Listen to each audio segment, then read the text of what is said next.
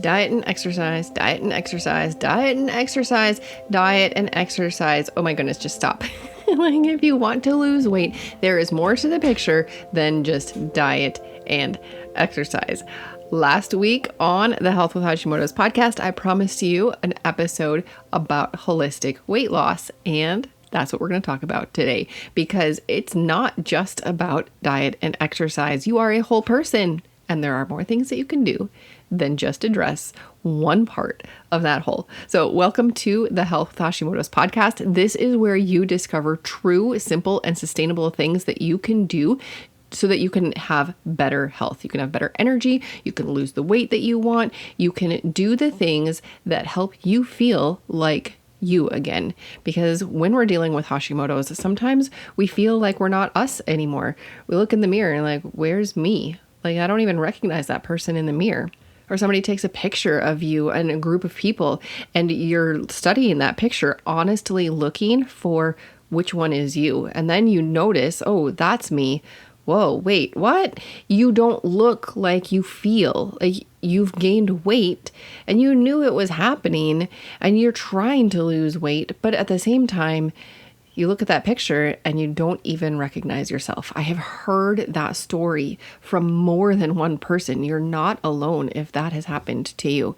If you look in the mirror and all of a sudden you're like, who is this? How did this happen? I've been working so hard. Well, if you're only looking at diet and exercise, that might be part of the reason why, because you are a whole person. So in the last episode, we talked about the whole you: body, mind, spirit, diet, environment.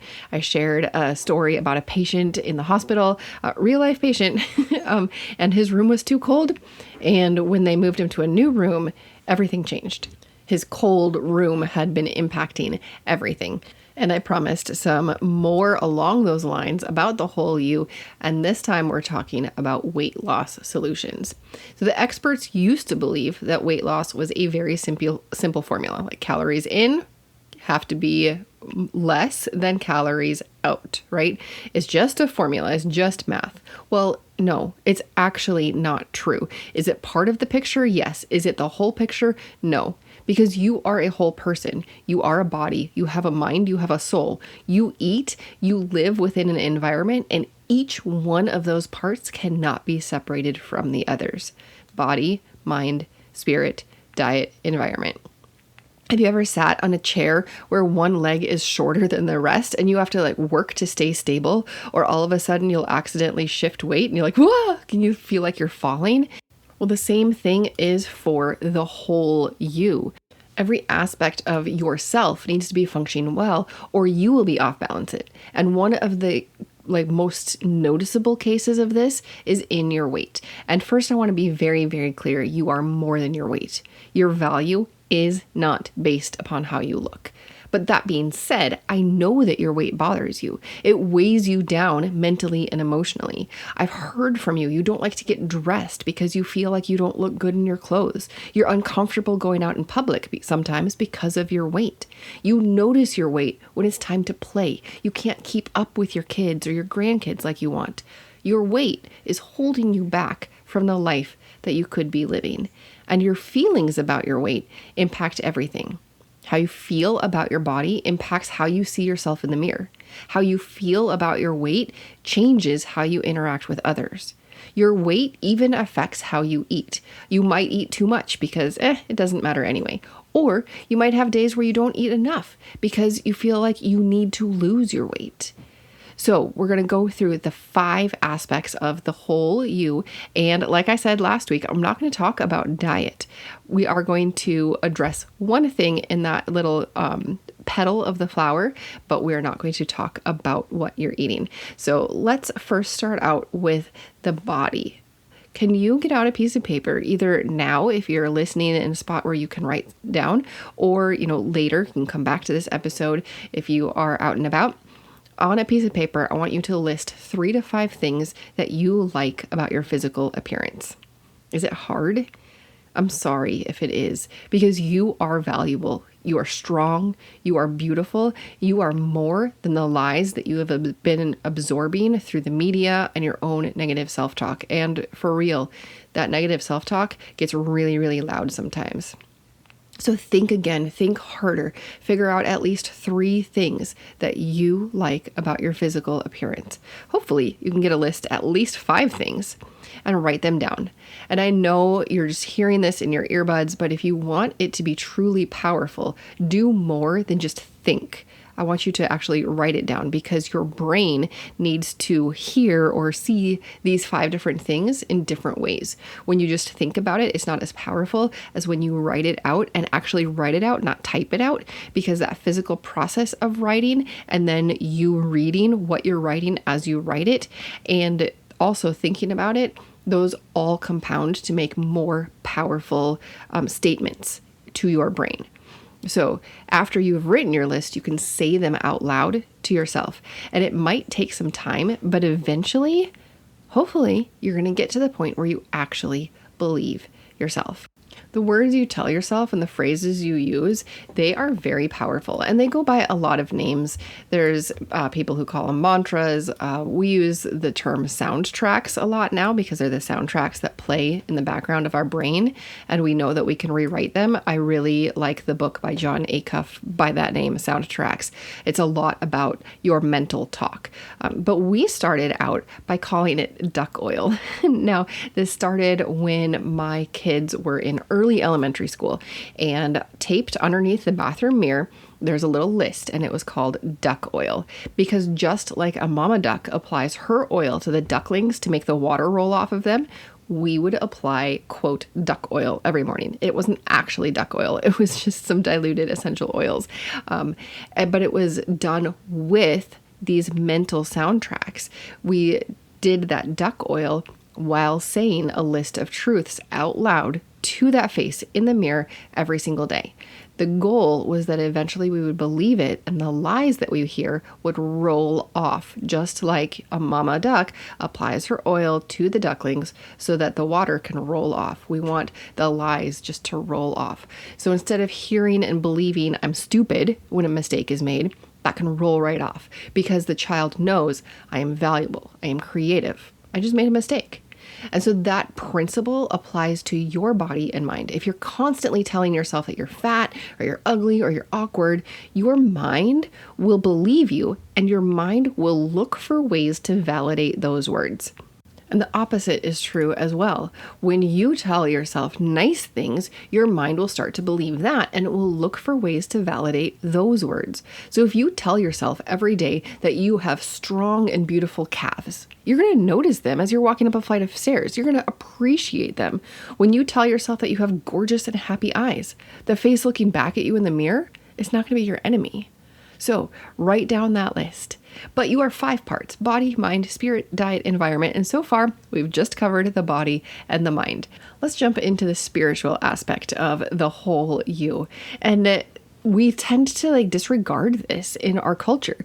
We tend to think that the spiritual health is reserved for just when you are at church or you're doing some spiritual reading or meditating or something. But that's not true. You are created to live in peace, harmony, trust, and love. And anytime you are out of those, when you're not living in peace, harmony, trust, and love, you are under more physical and emotional stress. Things like fear, defeat, hate, mistrust, and bitterness, they are all spiritual things that have an impact on your overall health. And yes, they impact your weight. So how can bitterness, fear, and envy affect your weight? Well, each of these increases your stress. And as we've talked about in numerous episodes, stress causes increased cortisol levels in your blood. And then cortisol promotes fat storage. Cortisol also increases your hunger and your cravings. Cortisol also decreases your metabolism. So when you are living in spiritual dishealth, unhealth, whatever you want to call it, when you're not living in love, peace, harmony, and trust, then you are under more stress, and that stress can cause weight gain. Does that just blow your mind? We don't talk about it in this culture. And so you might be like, well, Esther, I think you're gone little bit off the deep end here. Well, it's actually true. Not that I've gone off the deep end, but that your spiritual health does impact your weight. So what is the antidote? The antidote to bitterness is forgiveness. And obviously, or maybe it's not obvious, but forgiveness does not mean you excuse the crime.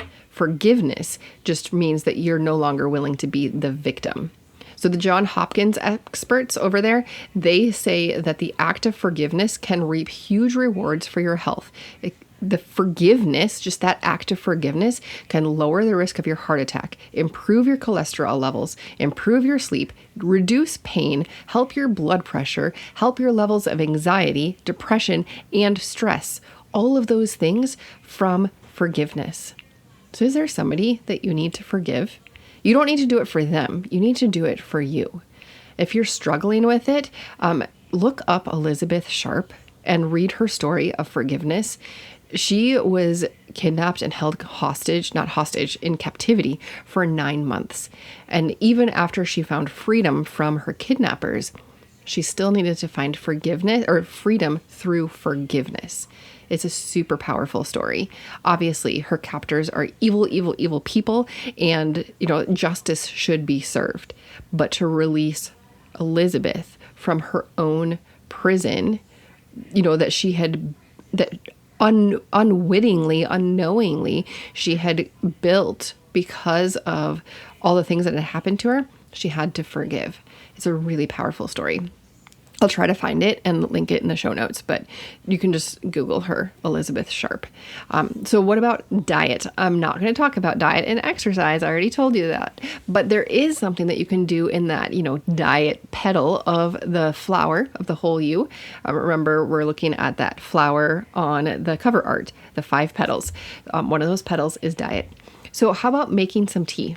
Next time you're craving something, anything, whether you're craving a salty or sweet, whatever you're craving, try making a cup of tea. So boil some water, pick out your tea, smell it, steep it, sit there with your cup and just breathe for a minute as that tea steeps in the hot water. Enjoy your tea. And when you're done, chances are you will not be craving what you were craving before you made that tea. Often when we are craving something, whether it's sweet or salty or whatever, it's not because our body needs that food. It's actually because our mind or spirit need a break. So make some tea. Let's talk about environment. That calming process of making and sipping a cup of tea works for every other time that you eat as well. Your environment while you're eating matters. Your digestive system functions best when you are calm. You actually process your food better when you're sitting down and you're focused on your food instead of eating on the run. Sitting helps you digest better. Focusing on your food helps you digest better. Being in a state of rest instead of stress helps you to actually digest your food. Like I said, when you're under stress, you shuttle a lot more of those calories straight into your fat cells. So the environment in which you eat actually makes a difference for your weight. And it's not just about the environment that you're in, it's also about what you're doing. So if you're sitting down and you're relaxed and you are zoning out on screens, it doesn't help your weight. In fact, it's worse for your weight because you eat mindlessly. One thing, you're not going to chew as well, which means your body has a harder time digesting. And then another thing is you just don't notice when you feel full as well. If you are focused on something else like screens, it impacts your weight. So isn't it interesting how everything impacts everything? We covered body, mind, spirit, diet, and environment.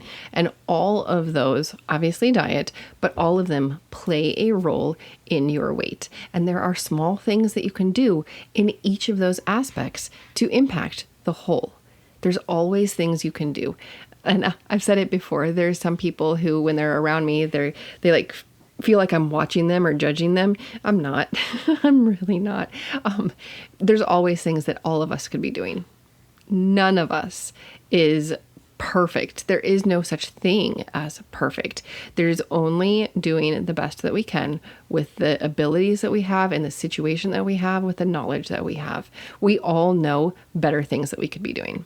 Every single one of us, every single person listening, you know what it is for you. For me, it's always veggies and sleep. I have been working on my veggies, but you know what? There's been a couple weeks where, the salad, It comes home from the grocery store and then it sits in the fridge for a little while or a long while, and then it goes to the chickens when it's brown. And those weeks, I did not do a good job with my veggies. There's always things that we can be doing better. And I don't say that in a way to shame you.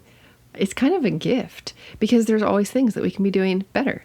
There are always choices that we can be making. But if you want some help in this area, if you want to figure out what is the best next step, how can I make a huge impact with simple, sustainable things? Well, that is why I offer the Hashimoto's health sessions. It is to help you figure out that next step, because sometimes we're too in it and we can't see the big picture.